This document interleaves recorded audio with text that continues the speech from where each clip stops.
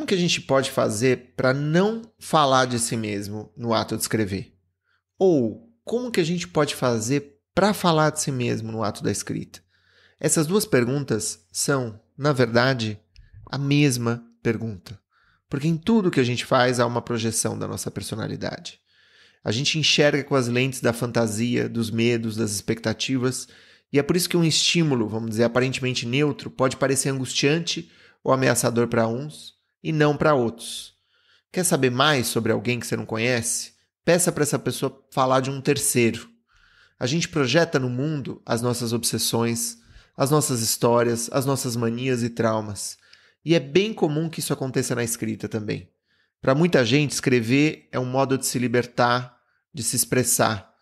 Mas o problema está justamente no fato de que muitas vezes expressar não é particularmente algo criativo, mas uma compulsão, uma maneira de desandar a sua própria prosa. Eu me vejo ali nas minhas banalidades, eu sei que são banalidades, eu não quero escrever sobre isso. Esse é o problema da autoficção. O si mesmo é como um sal na receita, de qualquer coisa que você for preparar. Se falta sal na comida, ela não tem graça. É o equivalente a um texto sem personalidade, inexpressivo. Agora, se você exagera no sal, você vai soar um locutor esportivo no seu romance. O texto é aí como um prisioneiro do autor. O autor mantém o texto cativo, tenta dobrá-lo a qualquer custo, coloca palavras na boca dele. A questão talvez seja como se valer da riqueza da sua história, da sua personalidade, sem ficar colocando palavras na boca do seu romance. Olá, meu nome é Thiago Novaes e você está no Prelo.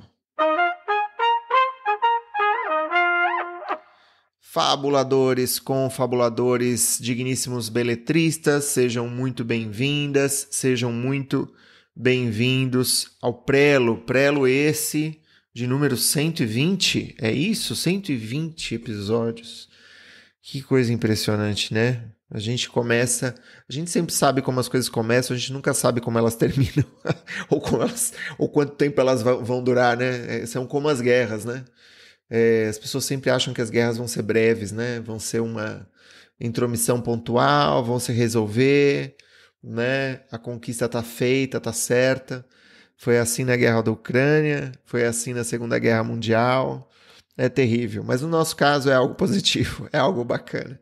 É interessante, no momento que a gente está gravando esse episódio, eu estou terminando de dar um curso que já tinha me tomado muita pesquisa antes, evidentemente, mas que durante o curso, né, 6 meses de duração esse curso, me tomou também muita pesquisa para preparar, para reler, né, para sugerir atividades, exercícios, para mobilizar a comunidade. E eu estou ao final desse processo. É muito bom chegar no fim também, porque é isso, os projetos são bacanas, né? São projetos de 6 meses, projetos de 1 ano. Eles são muito bons porque eles estão circunscritos num certo dado momento histórico, o biográfico da sua linha do tempo, e você encerra isso e pode partir para outras coisas. Você vai sonhando outras coisas enquanto você está encerrando, né, o teu projeto anterior, vai sonhando outros projetos e também vai sonhando um pouco com descanso, porque é muito bom descansar entre projeto e outro. É fundamental, acho que... E esse descanso também é, de alguma maneira, muito produtivo. O descanso não é feito para ser produtivo, o descanso é feito para ser descanso. Mas ele tem efeitos muito benéficos. E se você é um pouco como eu, o descanso também nunca é 100% um descanso, porque vão surgindo ideias, né? Coisas muito bacanas. Então a gente está encerrando a gravação do curso do Clube do Ensaio, que levou 6 meses, e agora eu tenho uma obra para escrever. É uma obra que eu já venho escrevendo, na verdade, já tem uns 2 anos, que eu venho estudando, ensaiando esse texto, gostando, desgostando do texto. Aliás, esse é um movimento muito natural. A gente tem que estar à altura do nosso juízo. Afinal de contas, é isso. Quantos livros, se você não for um Simenon, né, esses caras impressionantes que levam, sei lá, a vida e escrevem 180 livros, se você está mais para um Juan Rulfo, que vai escrever 2, 3 livros, né, duas obras ficcionais, mais roteiros para cinema e tal, mais o trabalho fotográfico, que é o trabalho do Juan Rulfo, esse escritor que é impressionante, você vai ter que pensar muito bem no que você está escrevendo. Você vai só publicar um texto que seja digno de ser publicado, né? Hoje em dia publicar é muito fácil, muito fácil. Agora, publicar um texto digno de ser publicado, né? Poder crescer com o próprio projeto é difícil. E quanto mais você escreve, mais exigente você fica, mais criterioso você se torna, né? Mais você vai trocando escrúpulo por critério. O escrúpulo é aquele medo original, inicial, cheio de recalque, cheio de repressão, que está ali te inibindo, está te travando mesmo no ato de escrever. O critério não. O critério é a possibilidade de escrever e de falar, putz, isso aqui é interessante, isso aqui é interessante, isso aqui se sustenta, como que se sustenta, né? E eu estou nesse momento agora de escrever e de retomar esse projeto, que por conta também de ter mudado de país e tudo mais, ele ficou em quinto plano, né? Ele ficou bem parado, né? Praticamente parado, e eu aceitei isso. É uma coisa muito dolorosa quando a gente deixa de escrever, passa um tempão assim. E é uma pergunta, né? Não sei se já aconteceu com você, você já deixou um projeto parado por 1 ano, 2 anos, 6 meses, né? Como que foi isso? Como que foi retomar? Né? Como que você olha para um texto de novo? Né? Como que você volta para esse texto? Você reescreve? Você tenta ignorar o que você escreveu e começa um capítulo novo? Eu tendo a pensar nessa hipótese, entendeu? Ignorar um pouco, claro que não a estrutura, claro que não a razão original da pesquisa, mas eu gosto de começar de um lugar novo, porque se você começa revisando alguma coisa, nunca vai poder dizer se você gostava dessa coisa originalmente. Agora, se você retoma de um outro lugar, um outro capítulo, você tem uma chance real de, nesse hiato, dar vazão para aquilo que a tua personalidade elaborou. Porque nesses 6 meses sem escrever, eu estava, de algum modo, escrevendo também. Claro, de um modo platônico, sobretudo, mas inconsciente também, né? O inconsciente trabalha com as leituras, o inconsciente decanta as leituras que a gente faz. Então é interessante retomar esse projeto agora, porque ele me parece muito mais jovial, mais fresco do que quando eu deixei ele lá atrás, né? E por que será? Porque eu acho que, de algum modo, eu fui amarrando esse projeto. Fui amarrando texto, amarrando aqui, amarrando ali. E essa amarração tem a ver com tentar ser fiel às leituras também. Eu estou falando aqui de um projeto não ficcional, particularmente, mas pode ser também algo de um projeto ficcional, né? De um romance, de uma novela. E você vai meio que se tornando, às vezes, essa é uma tendência, né? Um pouco... A palavra não é simplório, um pouco reducionista na tua ambição. E aí, quando você retoma isso lá na frente, com esses textos já mastigados, fazendo parte de você, da sua personalidade, eles assumem uma outra forma. Agora, é difícil também. Tem um lado que desde que eu comecei a sonhar, ressonhar, retomar esse sonho do livro, ele me provoca umas insônias, assim, sabe? Ele me deixa inquieto, ele vamos dizer, o que motivou esse livro é uma questão muito difícil. E o fato de retomar essa questão me reativa a neurose, sabe assim? A gente se esforça para tentar soterrar aquelas coisas que a gente não resolve muito bem, né? Deixar embaixo do pano, deixar embaixo da terra mesmo. Mas aí você escreve, você invoca isso aí. Você invoca essas criaturas, esses fantasmas. E eles voltam. E isso é muito pessoal, né? Muito íntimo. Isso é aquela parte da expressão, né? Da qual a gente falou na abertura desse episódio, que não é tão bem-vinda. Eu falei que muitas vezes o si mesmo é um lado banal, né? É um lado que se preocupa com bobagem, né? É um lado que fica muito preocupado com besteira, que é um lado pouco criativo, né? Um lado muitas vezes até meio mesquinho, né? E o nosso romance não pode ser mesquinho, o nosso romance tem que ser interessante, tem que ser fascinante, curioso. Então como que a gente faz, né? Como que a gente faz para falar de si mesmo na nossa obra? Como que a gente faz para sermos, entende? Nos valermos da nossa experiência e, e ao mesmo tempo calar essa voz reducionista, simplista, né? Que nivela por baixo, que lê o próprio romance e as próprias ambições de uma forma, às vezes, meio esquemática, sabe? Tem gente que muitas vezes sonha muito baixo, assim, sabe? Fala, não, eu quero... Não, eu me contento com isso aqui. E aí você pensa, pô, você se contenta com isso mesmo? Você quer que o seu livro seja assim mesmo? Ou ele pode ser... Eu conversei recentemente com um aluno e eu via que ele tentava encaixar o projeto dele, do livro dele, num molde. Mas ele não gostava do molde.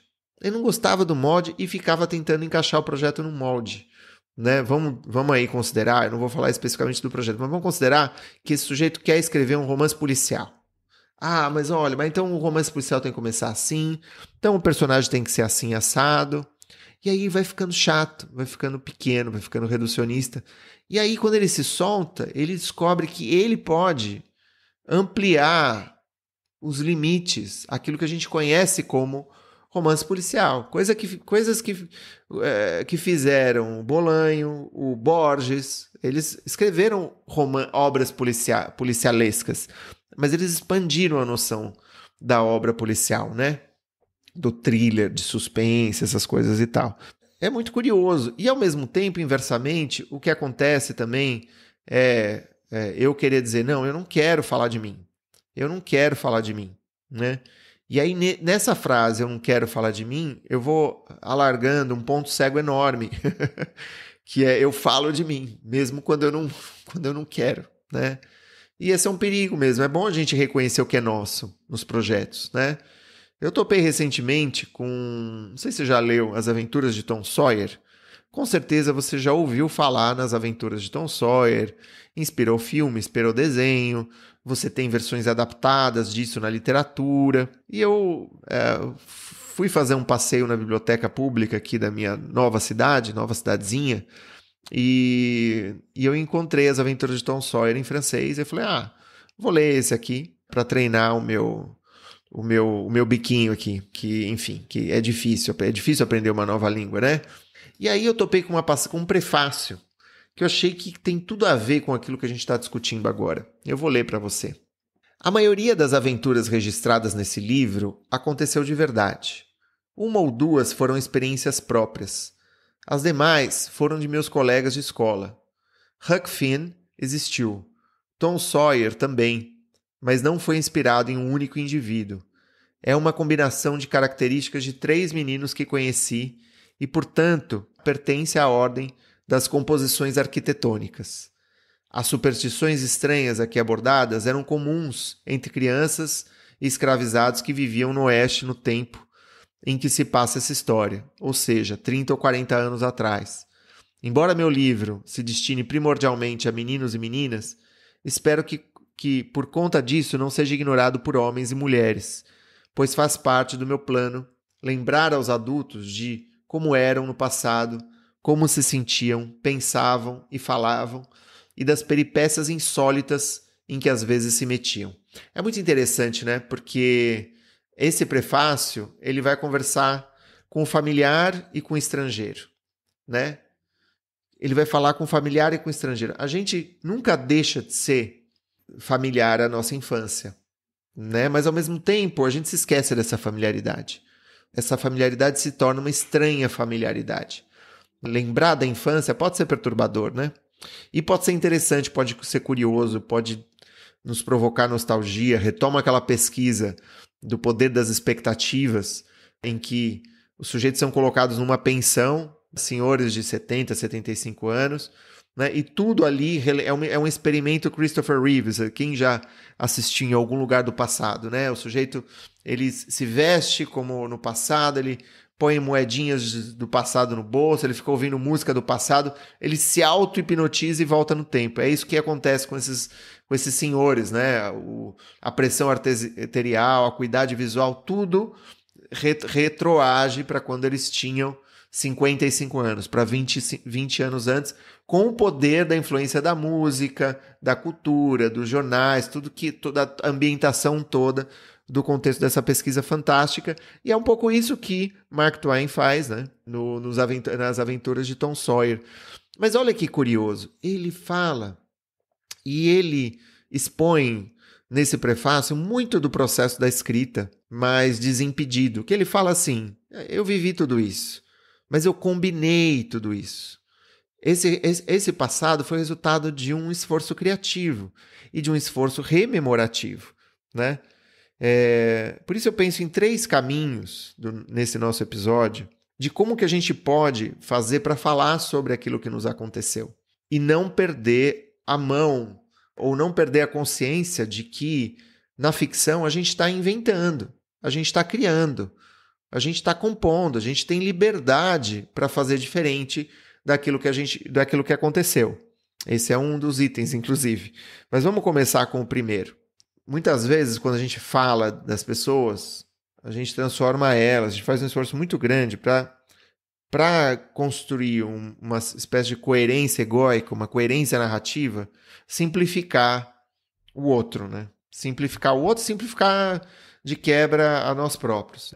Então, o sujeito do trabalho, ele era só um algoz, né? Ele não passava de um algoz. Então eu vou valorizar todas as características dele que eu não gosto e na minha narrativa, para minha amiga, para meu amigo, eu vou valorizar essas características. Dessa forma, eu me livro da ambiguidade. Eu me livro da humanidade desse sujeito. Eu transformo ele num inimigo e ponto, acabou, né? Ele está do outro lado. Somos nós versus eles. E a realidade ela é muito mais redonda, né? Então, o propósito a gente sempre precisa cuidar para que os nossos personagens sejam redondos, ambivalentes, ambíguos, sutis muitas vezes. Que eles falem não só pelas palavras, mas falem também pelos gestos, pelas coisas que eles deixam de fazer, por suas hesitações, também pelo modo como eles falam de terceiros, né? Como que a gente pode fazer para construir, por exemplo, um diálogo que seja verossímil na nossa prosa, no nosso romance? Ora, a gente tem que pensar que os diálogos têm funções diferentes. Tem diálogo que é um diálogo de cumplicidade, 2 se aliando contra um terceiro. Tem um diálogo em que um quer saber algo do outro e o outro está desatento, ou o outro quer saber algo do primeiro. Tem um diálogo em que o interlocutor, o que ele faz é simplesmente cumprir uma função de esclarecer o pensamento do primeiro. É o caso, por exemplo, das histórias de Sherlock Holmes e Watson, né? O Watson, poxa vida, o Watson ele tá no lugar do leitor. Ele é o sujeito cético, é o sujeito que faz perguntas. Pô, mas como é que você fez isso? Como é que você descobriu? Né? Como é que você sabe que esse cara aqui estava não sei aonde? Aí o Sherlock Holmes vai lá e fala, não, elementar, meu caro Watson. E aí ele vai explicar, esse barro aqui, a composição dessas lentes, esse tipo de papel pardo dessa embalagem que chegou aqui na Baker Street só pode ter sido produzida não sei aonde.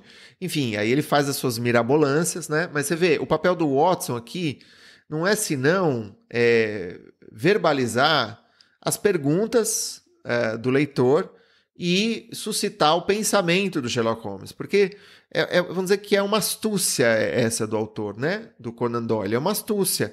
É uma pergunta que ele se fez, como é que eu posso fazer? Eu quero falar só sobre o Sherlock Holmes, mas como é que eu posso fazer para, primeiro, não tornar esse cara um cara estranho, ou seja, só fazendo coisas, como é que eu faço para explicitar o que ele está fazendo, né? E tornar ele menos solitário, mas ele é, a rigor, um cara super solitário, né? Porque a interlocução, em geral, ela é funcional na obra do Sherlock Holmes.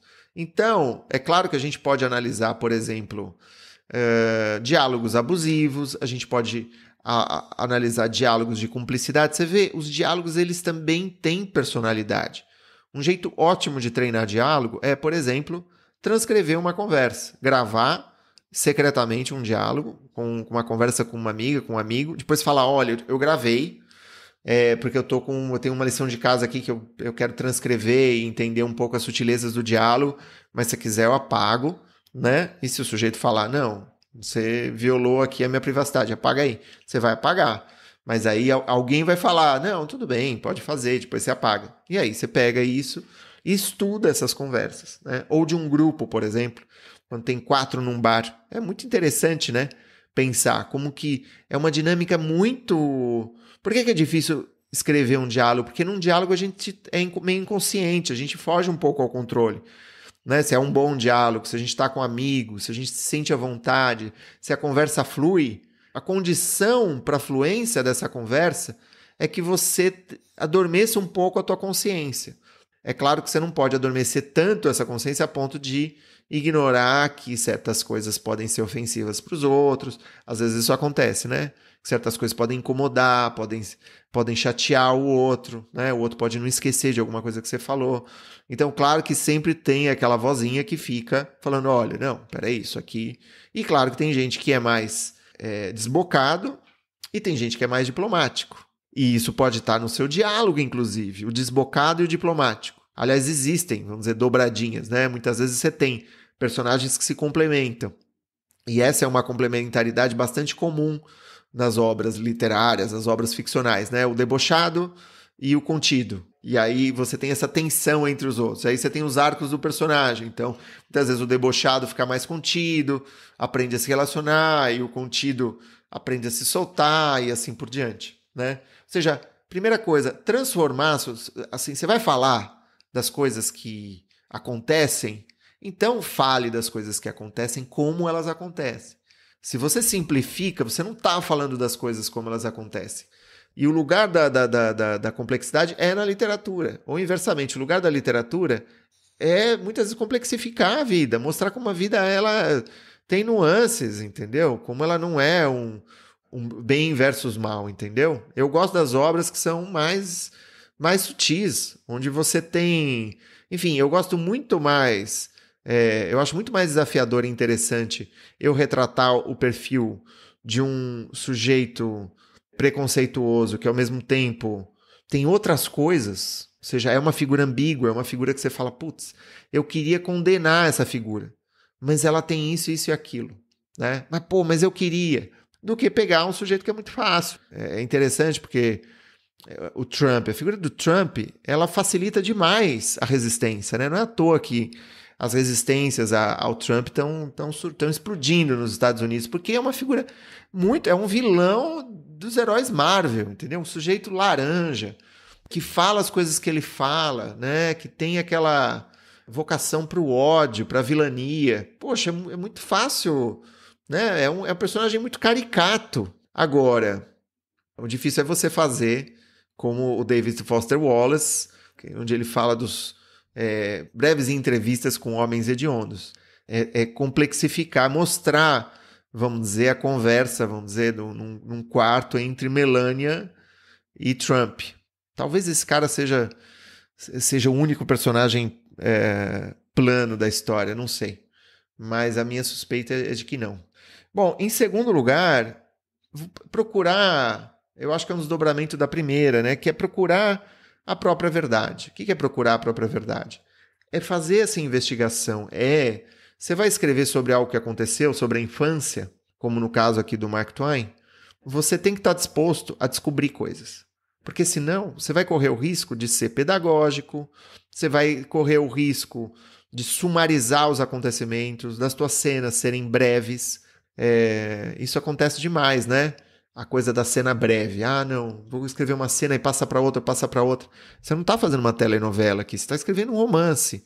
Então as cenas, elas têm que ter um estofo, elas têm que ter um tempo, elas têm que ter um arco, né? Um ritmo, uma música. E a melhor maneira de fazer isso é fazer um esforço, entendeu? Ah, não, vou deixar fluir naturalmente. Eu acho que existe uma espécie de mitologia da espontaneidade que a gente precisa desconstruir. A gente precisa voltar para a ideia do esforço. O que é o esforço? Não é um esforço físico, braçal. É um esforço de devaneio, né? Você escreveu de manhã, você saiu lá pelas tantas para trabalhar, para fazer compras, para ir na academia, continua pensando nisso, nessa cena. Vai cultivando, vai pensando em ideias. Surge alguma coisa, alguma palavra, alguma expressão, algum sentimento, anota no celular, assim, para você não esquecer, ou rabisca num caderno, leva um caderninho para cima e para baixo. Acho que isso é importante, né? E, em terceiro lugar, é uma maneira de você garantir que a sua prosa também seja livre de si mesmo, né? E dos próprios cacuetes, é o seguinte: você pode inventar, você pode mudar esse passado. Olha que legal. Você tem a chance de mudar alguma coisa que aconteceu, de fazer diferente, de mudar a história, o rumo da história na sua ficção, né? É por isso que Philip K. Dick não escreve sobre a Segunda Guerra. Ele escreve sobre a Segunda Guerra se os nazistas tivessem ganhado. E aí ele escreve toda uma ficção que tem base na realidade, ou seja, a Segunda Guerra Mundial, o eixo contra os aliados vencem, né? Você tem o surgimento da ONU, uma confiança nas sociedades democráticas e tal, que pode ter sido bem sucedida, pode não ter sido, né? Empate foi, empate não foi. E ele fala, não, mas e se os nazistas tivessem ganhado? Se eles tivessem ocupado os Estados Unidos, né? Uma parte tivesse ficado com o Japão, outra parte com a Alemanha. Imagina uns Estados Unidos em que os nazistas venceram. Esse é o Homem do Castelo Alto.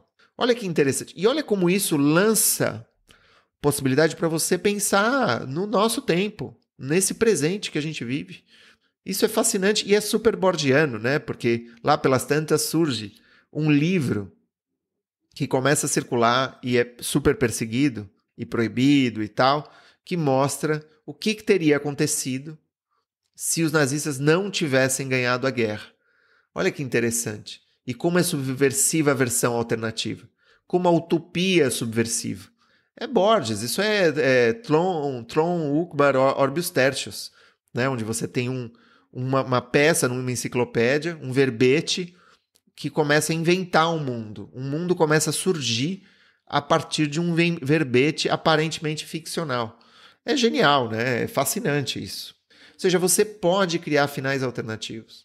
É uma maneira de você subverter uma ideia um pouco obsessiva da autoficção. Eu acho que a autoficção, como tal, claro que toda ficção tem como base, a exemplo do Mark Twain, como base as nossas experiências, né?